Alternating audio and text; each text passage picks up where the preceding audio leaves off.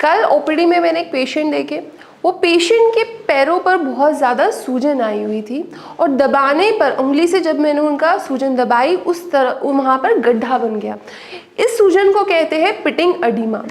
आमतौर पर kidney patient के अंदर ये जो पिटिंग एडिमा होता है बहुत कॉमन होता है। सो इसी टॉपिक के बारे में आज हम इस वीडियो में बात करेंगे कि किडनी पेशेंट के अंदर सूजन क्यों आती है, क्या क्या कॉम्प्लिकेशन एक किडनी पेशेंट फेस करता है ये सूजन की वजह से, और साथ ही में हम बात करेंगे कि क्या आप उपाय कर सकते हैं या फिर आप अपनी सूजन को कैसे कम कर सकते हैं।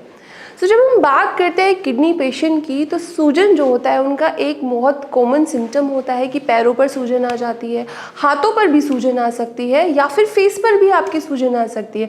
और जब आप उस सूजन को दबाते हैं तो वहाँ पे गड्ढा बन जाता है क्योंकि वहाँ पे पानी भरा हुआ होता है। सो जब ये सूजन आती है और इसकी कॉम्प्लिकेशन की अगर मैं बात करूँ तो आपको ऐसा महसूस होता है, सपोज़ मैं आपको एक एग्जाम्पल के थ्रू बताना चाहूँ कि अगर एक बॉटल में पानी भरा हुआ है, अगर उसको आप सीधा रखेंगे तो ग्रेविटी के थ्रू जो पानी होगा वो नीचे की तरफ होता है। अगर आप उसको टेढ़ा कर देते हैं, लेटा देते हैं, तो जो पानी है वो ओवरऑल बॉटल में जाने लगता है। इसी तरह से अगर जब आप चल रहे हैं, जब आप बैठे हैं, तो जो आपकी सूजन है पैरों की तरफ रहती है, बट जब आप सोते हैं या फिर लेटते हैं बिस्तर पे, लाइंग डाउन पोजीशन में होते हैं, तब वो जो पानी है आपका ओवरऑल बॉडी में फ्लो हो जाता है और आपके लंग्स में भी पहुंच जाता है।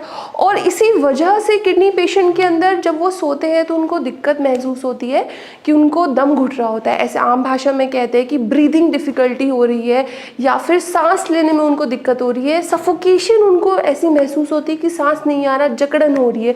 ऐसा बहुत कॉमनली मेरे किडनी पेशेंट जब रात में सोते हैं तो ये मुझे कंप्लेन अपनी बताते हैं। सो ये हुआ कॉम्प्लिकेशन कि अगर आपके पैरों में सूजन आ रही है तो ये कॉम्प्लिकेशन आपको महसूस हो सकती है।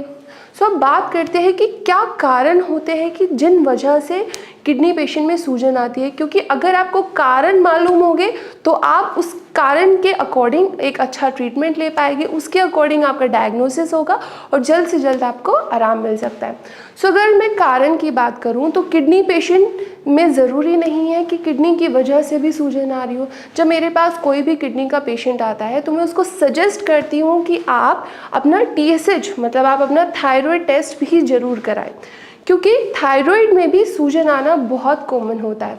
और थायराइड में मेन सिम्टम होता है कि आपके फेस पर सूजन आती है, आपकी आंखों के नीचे सूजन आ सकती है, जो आपकी पफीनेस हो जाती है आंखें, उस तरह की सूजन भी आप फेस कर सकते हैं। सो थायराइड की वजह से भी सूजन आती है। सो अगर आपकी रिपोर्ट्स में डिटेक्ट होता है कि थायराइड आपका बढ़ा हुआ है, थायराइड हार्मोन्स आपके बढ़े हुए हैं या फिर थायराइड की डिजीज़ आपको डायग्नोज हुई है, तो तुरंत के तुरंत अपना थायराइड का ट्रीटमेंट कराएं।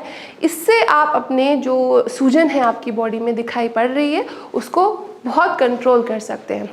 नेक्स्ट कि किडनी पेशेंट में जो सूजन का दूसरा कारण होता है वो होता है कि किडनी पेशेंट के अंदर प्रोटीन लॉस हो रहा होता है। अब जब किडनी पेशेंट के अंदर प्रोटीन लॉस हो रहा है क्योंकि उनकी किडनी अच्छे से वर्क नहीं कर रही है, ग्लोमेरुलाई डैमेज हो चुकी है और किडनी प्रोटीन को बाहर निकाल रही है, तो उनकी जो ब्लड में प्रोटीन का जो टोटल अमाउंट है, लेवल्स, वो कम होने लगते हैं।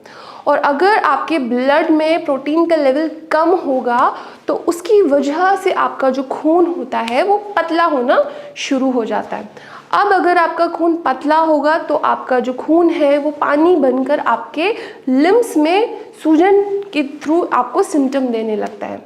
तो ये जो दिक्कत होती है कि प्रोटीन लॉस हो रहा है, टोटल ओवरऑल बॉडी में जो प्रोटीन के जो अमाउंट है वो कम हो रही है, इसकी वजह से आपको सूजन आ रही है। तो जैसे कि किडनी पेशेंट्स की जब हम रिपोर्ट्स कराते हैं, जो कि KFT कराते हैं, तो उसमें हमें प्रोटीन बहुत कम मिलती है, एल्ब्यूमिन हमें उसमें उसका लेवल चेक करना होता है। सो अब आप पहचानिए कि अगर आपका प्रोटीन लॉस हो रहा है और आपकी प्रोटीन की जो वैल्यूज़ है वो कम हो रही है, उसकी वजह से भी आपको सूजन आ सकती है। अब किडनी पेशेंट्स का जब ट्रीटमेंट शुरू होता है तो डॉक्टर्स उसको एडवाइस करते हैं कि आपको प्रोटीन कम से कम लेना है।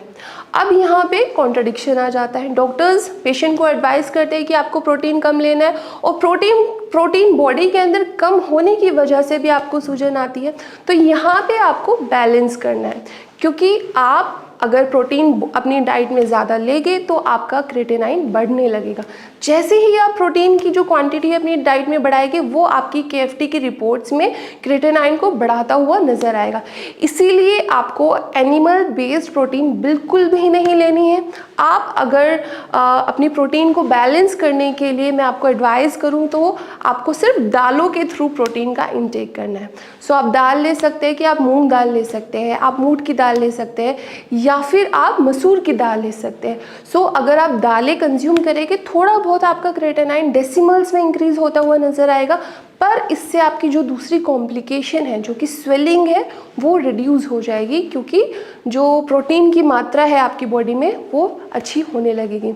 नेक्स्ट है कि एलोपैथिक डॉक्टर्स एडवाइस करते हैं जब पेशेंट की बॉडी में सूजन आती है कि आप एंटी डायरेटिक्स ले लीजिए, जिसमें कि डायटोर एक सबसे फेमस मेडिसिन होती है एंटी डायरेटिक, जिसको लेते ही आपकी सूजन बहुत जल्दी से कम हो जाती है। पर एंटी डायरेटिक्स भी तब तक काम नहीं करती जब तक आपका प्रोटीन का जो वैल्यू है बॉडी में, आपकी ब्लड में उसका जो लेवल्स है वो मेंटेन नहीं रहते। सो अपनी डाइट को ऐसा मेंटेन करके रखिए कि आप दाल भी खाते रहे और आप ज़्यादा एनिमल बेस्ड प्रोटीन का इस्तेमाल ना करें। और आप इस तरह से अगर आप ये प्रोसेस करेंगे तो आपकी जो सूजन है, स्वेलिंग है, वो कहीं ना कहीं कंट्रोल हो जाएगी। और आपको पहचानना है, सबसे इम्पॉर्टेंट बात होती है कि बीमारी किस कारण की वजह से हुई है। किडनी फेलियर की वजह से सूजन आ रही है आपको, TSH की वजह से सूजन आ रही है, या फिर प्रोटीन आपकी बॉडी में कम है उसकी वजह से सूजन आ रही है। तो जिस भी कारण की वजह से आपकी बॉडी में स्वेलिंग है उस कारण को ठीक कीजिए।